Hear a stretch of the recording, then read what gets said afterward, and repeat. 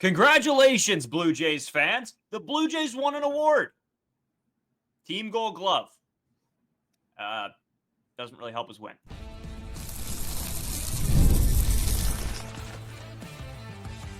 You are Locked On Blue Jays, your daily Toronto Blue Jays podcast.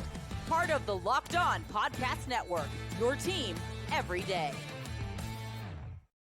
Welcome back to Locked On Blue Jays. Thank you for making Locked On Blue Jays your first listen every day. We are free and available wherever you get your podcasts and on YouTube. Of the Locked On Podcast Network, your team every day.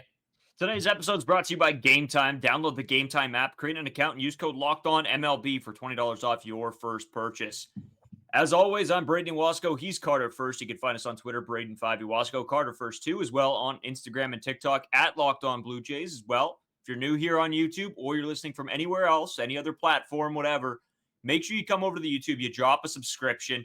It keeps you guys up to date on all the Blue Jays info, helps us out a ton. And if there's any shorts, live streams, other videos that come out on our channel, you'll be first to be notified. We have a new Discord. We've started it. A few of you guys have joined into that. So appreciate that. We'll try to get on there as much as we can, talk Blue Jays. Make sure you can go to the description down below and you can join through that. As well, we're doing Movember. Great cause. If you have any extra money sitting around, $5, $2, whatever it may be, go and donate to it. It's a great cause. Link is in the description for that as well. And maybe we'll do like a shout out thing for all the donations at one point sort of in this month of November. Carter, a lot to get into. A lot of different stuff have come out. I mean, we've got probably how we said at the beginning of the offseason where it's like, wow, we're going to have videos for a month and a half with all the information that came out. Well, now it's just piling up and piling up and piling up because there are so much to talk about that we were doing our season reviews for a bunch of players and we can't even get through that because of all the Blue Jays information. The Team Gold Glove was announced. So we'll get into that in the first segment. Then we're going to talk some base stealing in the second segment, just sort of an interesting Blue Jays stats. Could they steal more? Should they steal more? There's some big questions around that. I know a lot of people have been talking about that on Twitter, in our comments, whatever else. And then just some Jays news in general to set us up looking forward to the rest of the week. In saying that, Carter, congratulations to the Winnipeg Blue Bombers going to the Grey Cup on Sunday. For those of you who follow the CFL, it was a good game. Got to beat the Rough Riders. That was nice. Carter, anything else that's sort of over this weekend that we didn't touch on Monday? Not too much. There's obviously some stories that did happen, but probably not prepared for this podcast. You touched on the information. A lot of Blue Jays stuff coming out, but not necessarily the stuff that we want to see. We want to see transactions, but all we're getting is he said, she said, hearsay stuff from a bunch of different analysts. A lot of Juan Soto stuff that we're probably going to get into tomorrow again. It's going to be circulating until this guy's signed. So let's maybe get a transaction so we have something that's a little bit more fun to talk about rather than all this speculation. But I know it's just a pretty good weekend. I mean, I guess I got this hat. That was pretty cool. For the people that are watching on YouTube, went to Retro Vintage, got a couple J stuff. We were looking for some Christmas stuff. But again, maybe the selfishness took over a little bit. And they didn't have as much of a display as we wanted. But we did get some nice gems from there. But overall, just excited to talk about the dynasty of the Toronto Blue Jays. Back-to-back Team Gold Glove winners. You'd think, hey, defense wins championships, not necessarily a baseball saying, but a saying that's among lots of sports leagues. How do the Toronto Blue Jays fare winning back-to-back Team Gold Gloves? You might think, defense can carry them to win some baseball games. Toronto Blue Jays in the last two seasons are 163 and 161, 2 games over 500, and they have 0 postseason wins. That's where we're at with defense. Yeah, man, it's this isn't great. I don't know. I don't know how much I take away from these awards necessarily because it's not leading us anywhere. I mean, we're going to find out later tonight. For those of you who are listening in the morning, later tonight, we'll find out. You can check our page. Well, if Vlad wins the Silver Slugger, we'll have a video on that as well going over his stats. But Dalton Varsho winning Gold Glove, the team winning the Gold Glove, Vladdy possibly winning Silver Slugger.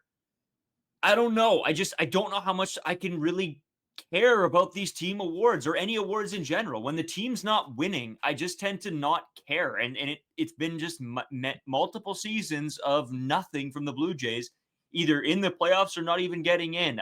I don't know. It's great that they won it. I'm happy for them. I don't necessarily know if it matters. Yeah, I don't care at all. I couldn't care less about this award. It seems like just a participation award. Yeah, there's again good things about defense. It's nice to see some of the players getting recognized. Like you have Alejandro Kirk who looked great this year, Dalton Varsho, Ernie Clement, George Springer again still playing very good defense. So again, there is positives about defense. You don't want to see the New York Yankees type of errors, the Aaron Judge type errors on your baseball team. But we've had this defense first conversation for a very long time. Ross Atkins took this approach where he wanted to do this run prevention strategy rather than run scoring strategy. And we've kind of seen how it's worked out in the flesh. And just from an entertainment standpoint as well, we've talked about this multiple times on the podcast.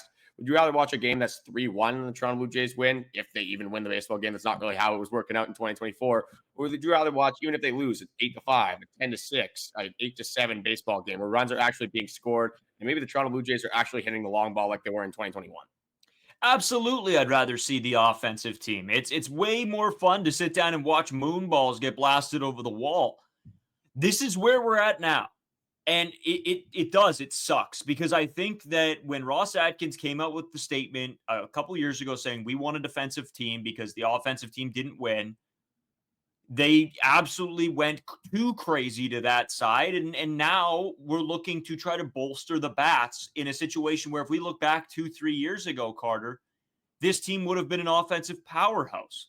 So yeah, it's super frustrating to look at this team now and the non-success that's been happening and be happy with anything right now. I think, again, for the players, maybe this award means more to them than it does to us.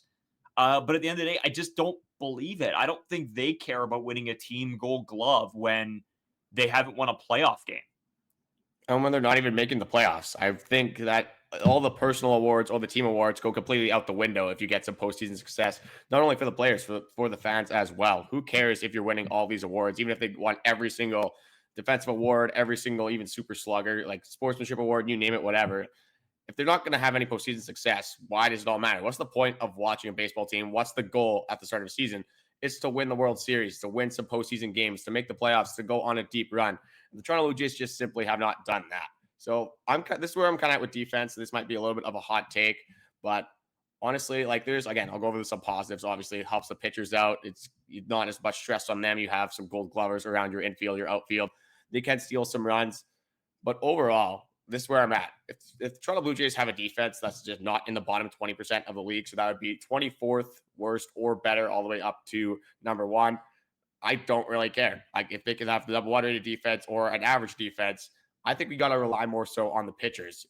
If you were going to take this approach, you don't really need to pay all these guys for their defensive premiums unless you just go out and get good pitching, get these guys to make the average plays and maybe sell out for that power bat. This team should maybe focus more on pitching rather than just this big defensive overhaul that they're trying to do. Yeah, Carter. And I mean, I look at some of the statistics, and this is through team rankings as well. The Blue Jays ranked 14th in double plays per game. In errors per game, they ranked 23rd. I don't know. Like, yeah, I don't know how this Gold Glove team gets decided. I know there's a whole bunch of metrics and saves above, whatever. But at the end of the day, run saves per game, whatever it is, there's a whole bunch of these metrics. But at the end of the day, this team wasn't a playoff team. So how can you say that they were the best defensive team? I just don't, in my head, I just don't care. Like if I'm looking at a team, who's the best on defense? Well, probably a team that made the playoffs would make the most sense to me because you're winning games. Defense is about stopping the other team from scoring runs and winning games. And if you can't win games on defense, well, then what are we talking about here? Well, defense is just overrated as well. Even if you have a gold glover like Dalton Varsho in the outfield, there's 27 outs in majority of baseball games. Again, maybe if the Toronto Blue Jays situation, they're usually down in baseball games. They get to the ninth inning, they end it, and they don't have to go out for the bottom of the ninth. But having Dalton Varsho in center field, he gets 5 outs at best in a game. Like that's maybe on the high side. I'm not sure what the average putouts for Dalton Varsho is in a game. But you look at the pitcher could throw 100 plus pitches. You look at the catcher, especially in Alejandro Kirk's sense, you could theoretically steal a strike on every single pitch if it's relatively close to the strike zone. We don't have the automatic strike zone yet, so there is some human error, margin for error for these pitchers, for these catchers. You have way more of an opportunity to steal strikes as a catcher because you're receiving on 100 plus pitches a game rather than your defensive positions, whether it's third base, shortstop, you name it. They're getting 4 or 5 opportunities. If you have good pitching, you have good catchers. And again, you just make the routine plays. I'm not asking for every single infield and outfield position to make these huge diving catches, these catches with probabilities of 10% or less. If you have good pitching and you have a good catcher, which we do have in Alejandro Kirk, I don't know how much good defense necessarily means. Again, there are these positives, but at the end of the day, if you're selling up for this defense first strategy and you're not scoring any runs, that just minimizes your margin for error as well. The pitcher gives up one bad pitch, it's a home run. That many times throughout this season, the Toronto Blue Jays were down 3-1 and the game was over. There was no hope for a lot of the time in these Toronto Blue Jays baseball games. So we're at the point, maybe it's a little bit of bias towards the offense because we just haven't seen any offense from the Toronto Blue Jays in 2 seasons. But I'm completely done with this run prevention and defense first strategy. Let's go all in offense. Pitching is obviously still important. If you have good pitching, that helps your defense not have to make these massive plays. If they're not hitting hard hit balls, an average MLB player could make the routine play. Carter, your best defensive player on the team every day of the week should be your pitcher. They are probably going to get you more outs than anybody else on the field. So I don't know. Yes, that's great that the team got it, but you're right. I think the pitching matters more so than anything.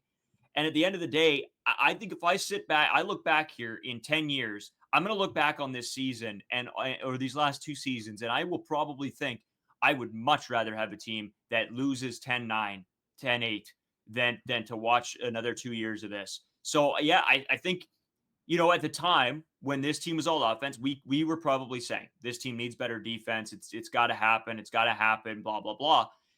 Now that we've been through it, I don't think I'll ever say that again. I think I will always be on the side of, unless both of them are terrible, but I will always be on the side of offense. Offense wins you games. Defense, it's important, but it is not as important as the offense. That's for sure. When we look back at 2023 and 2024, we're not going to say, oh, that team won the defensive gold glove. They won the team gold glove back-to-back years. We're going to be like, those 2 years, especially 2024, just sucked. They absolutely were terrible. It was not a fun experience from a fan base. And when we go back to 2021, I don't really remember the defense necessarily being that bad. It was more so the bullpen allowing a million runs.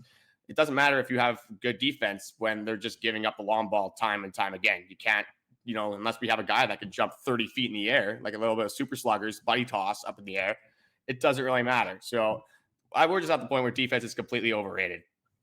Yeah, it is. It is. And I don't know how many times me and you are going to go back and forth and talk about, at some point I want to put the 2024 season to bed. But I don't know. We have nothing else to refer to right now, so we have to keep talking about it. But I think as soon as 2025 starts, I pray to God that I never have to speak about defense, 2024, 2023, anything ever again. I hope we can just move forward and the team gets better from here. But that's a big ask, I think. And we'll see. Going forward into free agency, we'll see what happens. We'll see what moves are made.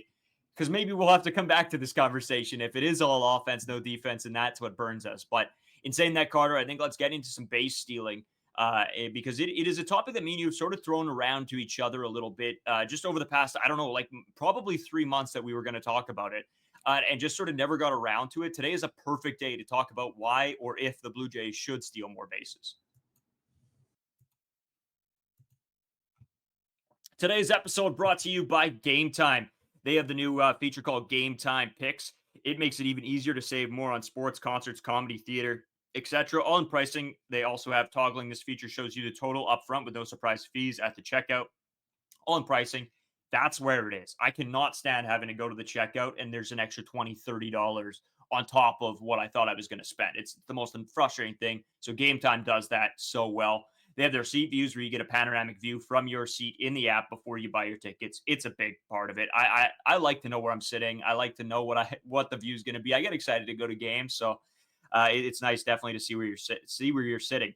Take the guesswork out of buying tickets with Game Time Picks. Download the Game Time app, create an account, use code LOCKEDONMLB for $20 off your first purchase. Terms apply. Again, create an account, redeem code LOCKEDON MLB for $20 off.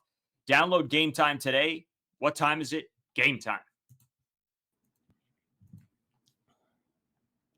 So, Carter, there's something that I said in the last segment we've thrown around for a little while here to talk about base stealing with the Toronto Blue Jays, and I think it is an interesting one to get into. I'll let you kick things off here. Yeah, so the Toronto Blue Jays have never been a team that's really been notorious for stealing bases. And it kind of just goes to show with just how many times they attempted to steal bases in 2024. So going into the team statistics, they were 72 for 88 in stolen bases. So they stole 72 bases out of 88 attempts, only caught 16 times for a success rate of 82%. That was the fourth fewest amount of stolen bases in the entire league. So with Ross Atkins, he doesn't want the prototypical power bat. We've kind of gotten into this discussion again. If you don't have a team that's hitting home runs, you think you might want to try to go the opposite way. Maybe go for a team that can manufacture some runs. If you don't want to go for that typical power stretch, you get some hits and runs. You can get some stolen bases. And you brought it up in the first segment. Toronto Blue Jays are fourth worst in the league for double plays, grounded into double plays. You start stealing bases, you steal second. You can't ground into a double play unless you have an atrocious mental error, maybe some New York Yankees base running in that inning. So with stealing bases, that solves multiple problems. You could, again, you get runners, more runners in scoring position. You only need singles rather than doubles to get these runners in. You get some fast guys on the Toronto Blue Jays. We have some guys in our system. We have some guys even on the MLB roster that have above average sprint speeds. And just looking at the success, George Springer, 16 for 17 in stolen bases, 94%. Ernie Clement, second on the team in stolen bases, 12 for 15. That's 80%. Dalton Varsho. I had a hot take segment at the start of last season. I wanted Dalton Varsho to steal 20 bases with an 83% success rate. I think that should be on the table. But when you only steal or try to steal 12 bases, you're 10 for 12. You're not really giving yourself the opportunity to do that. So for me personally, I would rather just, sign the power bat and hit 87 home runs. But if Ross Atkins doesn't want to go that way, you look at some teams like the Milwaukee Brewers, you look like the typical Tampa Bay Rays that are very good at manufacturing runs. And you don't necessarily need a bunch of hits in a row. You just move a guy over, you do a job time and time again. You don't need hits. You just need productive at-bats. And maybe that's a strategy that the Toronto Blue Jays could undertake this upcoming season.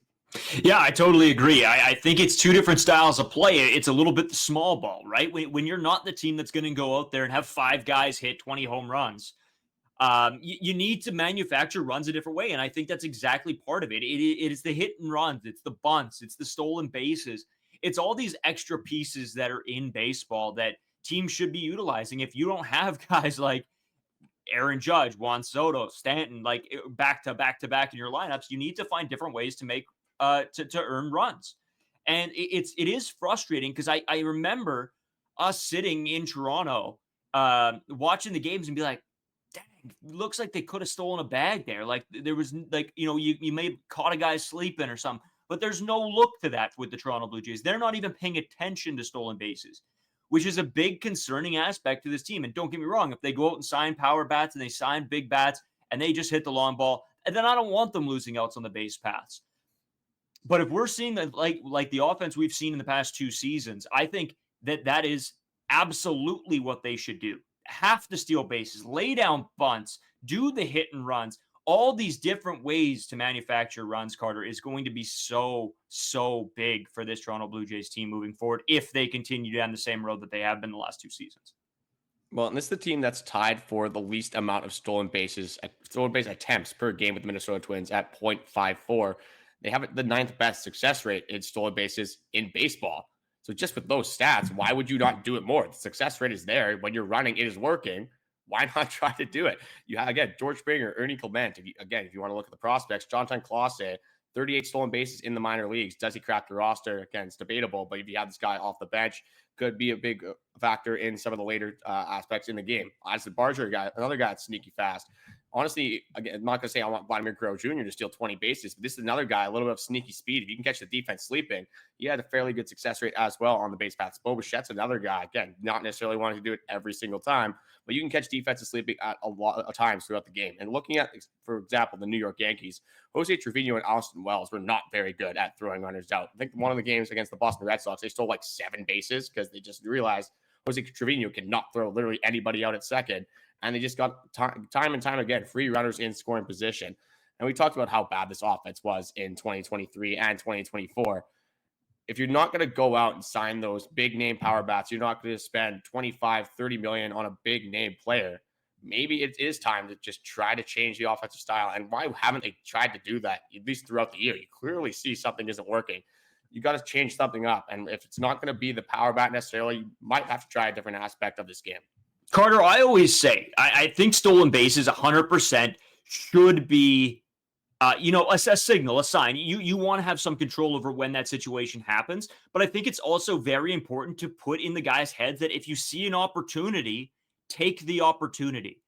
I like when I just always think back to when I played, and obviously different circumstances. But I remember we had one of our catchers was a bigger guy, not as quick, but man, he would just take bases because he would see an opportunity, see that the pitcher wasn't quick to home, and he'd take his opportunity to get it like 90%. It was a ridiculous statistic that this guy just kept taking bases, and it was just the baseball sense in him.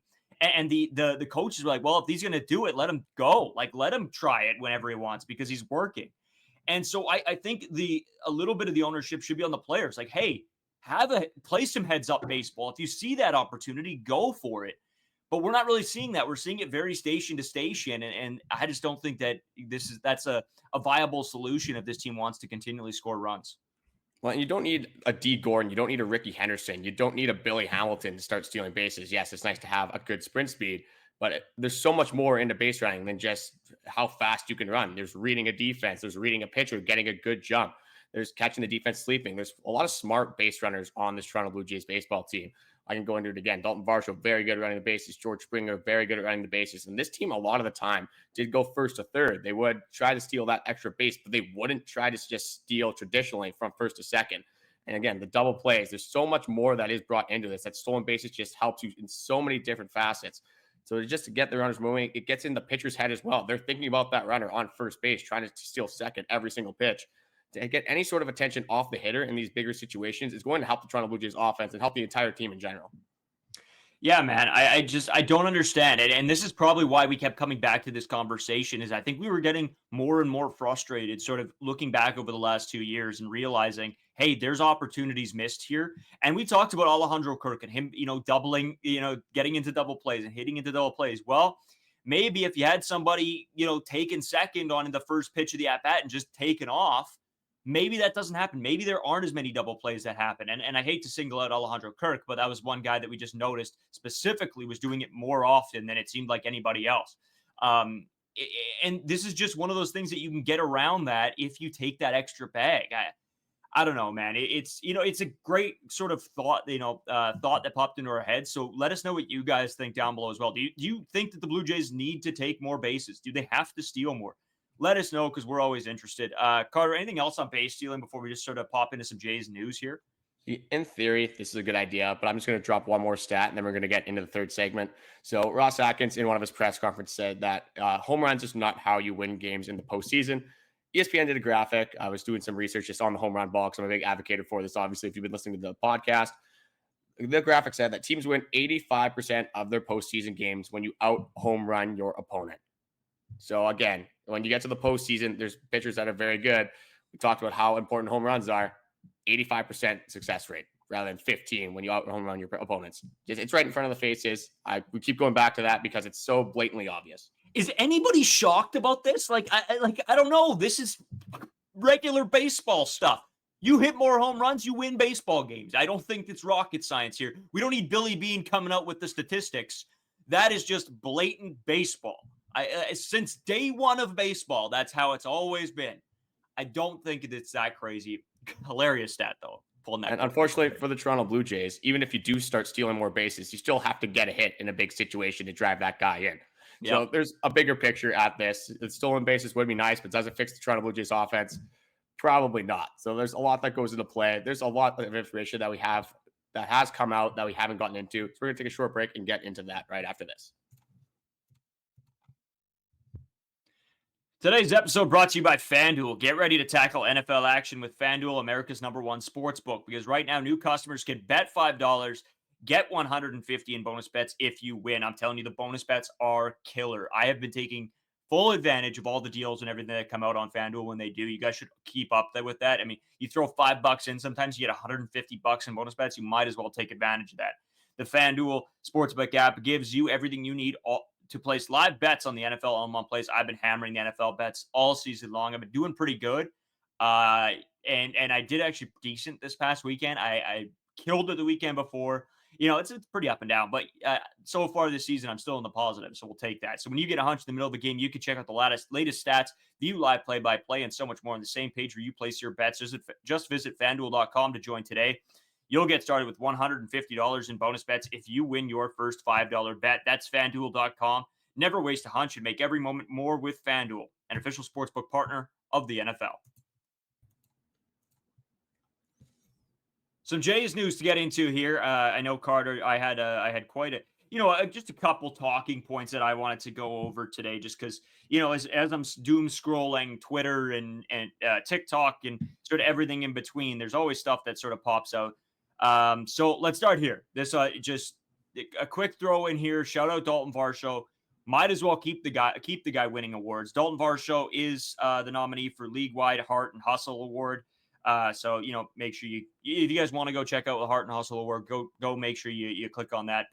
If you want to check that out, just great to see Dalton Varsho continue to stack up the awards, whatever they are. So shout out to him for that one. Carter, a bunch of stuff. This is sort of teeing up what we're going to talk about tomorrow. This is according to John Hyman. The Jays on trips to Southern California to visit with 26-year-old superstar starting this week. The Jays are viewed by industry sources as a viable obstacle. But word is they are highly motivated, and sources suggest they plan to be in big. And so, that's a big one. If the Toronto Blue Jays, like we said, we keep hearing all these rumors going around of Juan Soto, and that's great. If they're all in, I'm all in. But I'm still very weary, and we'll get into it more tomorrow, Carter. But just with this quote, are you taking anything away? Does it move the needle at all for you? Well, it's just the sheer amount of articles that we've seen recently. It's not just Bob Nightingale. Like, we're going to talk about it way more in tomorrow's episode. There's not just one. There's 3, 4, 5, 6 articles. A bunch of different analysts, a bunch of different people covering the MLB that keep saying the Toronto Blue Jays are in it. The Toronto Blue Jays are a dark horse. Again, most of those articles are saying New York, but the Toronto Blue Jays are being in there. And again, with the Shohei Ohtani stuff, it's really hard for me to get emotionally involved in this. But with the more and more we see, the harder it is to not get emotionally invested and not start to believe that Juan Soto actually might have a chance to come to Toronto. And we look at Vladimir Guerrero Jr.'s Instagram. He posted with Juan Soto. There's a little bit of a spin zone there. Maybe Vladdy's getting in his ear, trying to convince him to come to the Toronto Blue Jays and fix the offensive problem that we were just talking about in this last segment. But kind of going back to Dalton Varsho, this guy used to get robbed of gold gloves, did not get the platinum glove. Unfortunately, this year was our favorite to win it. Cal Raleigh, unfortunately, does take that home in the American League. Still a very good catcher, but I can't help to think that Dalton Varsho is the best defender in all of baseball. And I think, with even bias aside, I think this guy should have won the platinum glove.